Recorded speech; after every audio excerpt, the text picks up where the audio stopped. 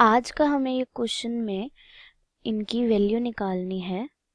ये जो हमें 4 पार्ट्स गिवन है, तो सबसे पहले पार्ट में देखो क्वेश्चन में क्या दे रखा है, 9 की पावर 3/2।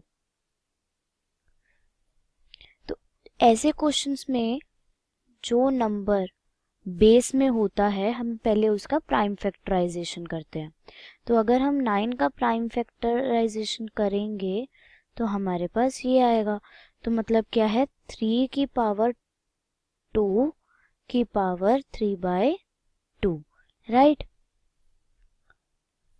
जब एक नंबर इस तरह से लिखा होता है तो हम एक लॉ यूज करते हैं। लॉ क्या है, a की पावर m, इस पूरे की पावर अगर n हो तो हम क्या लिख सकते हैं, a की पावर mn, राइट।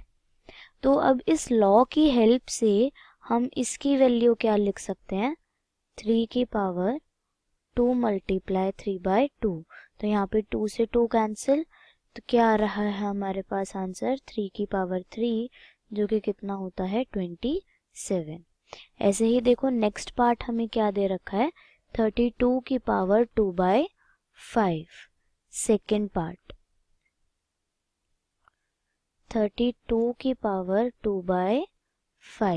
तो जैसे कि हमने प्रीवियस पार्ट में करा, सबसे पहले जो नंबर हमें बेस में दे रखा है उसका प्राइम फैक्टराइजेशन करना है।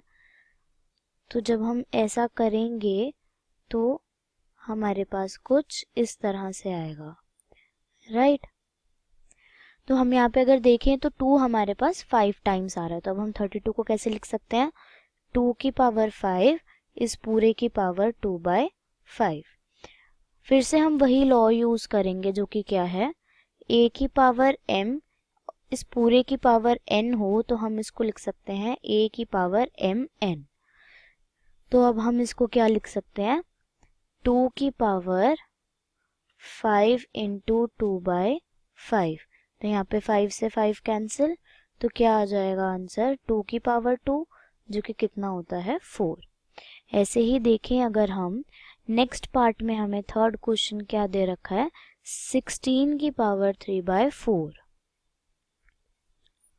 थर्ड पार्ट 16 की पावर 3/4। जैसे हमने प्रीवियस पार्ट्स में करा वैसे ही हम बेस में जो नंबर है उसका प्राइम फैक्टराइजेशन करेंगे, मतलब 16 का।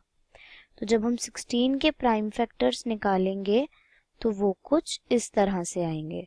तो यह क्या आ रहा है, 16 को हम क्या लिख सकते हैं, 2 की पावर 4, बिकॉज 2 4 टाइम्स आ रहा है।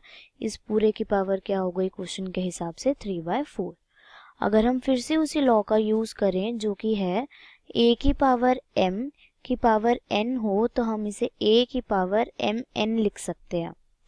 तो अब हम क्या लिखेंगे इसे, 2 की पावर 4 इंटू 3/4। यहाँ पे 4 से 4 कैंसिल हुआ तो आंसर क्या आ रहा है, 2 की पावर 3, जो कि कितना है 8।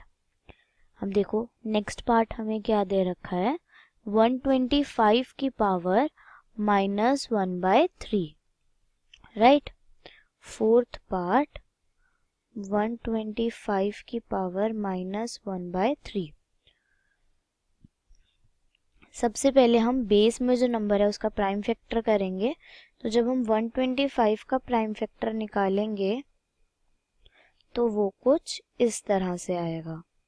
तो क्या आ गया, मतलब 125 को हम क्या लिख सकते हैं, 5 की पावर 3, और इस पूरे की पावर क्वेश्चन के हिसाब से क्या आ गई, -1/3।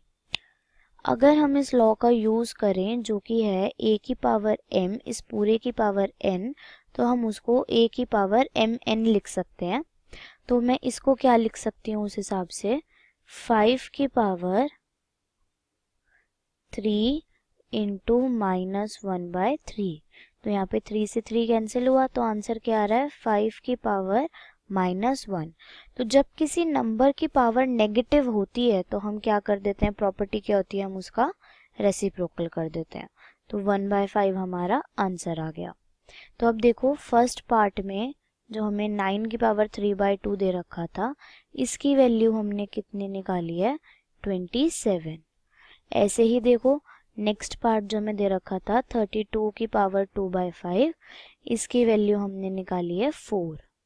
और नेक्स्ट पार्ट जो हमें दे रखा था 16 की पावर 3/4, इसकी वैल्यू हमने निकाली है 8।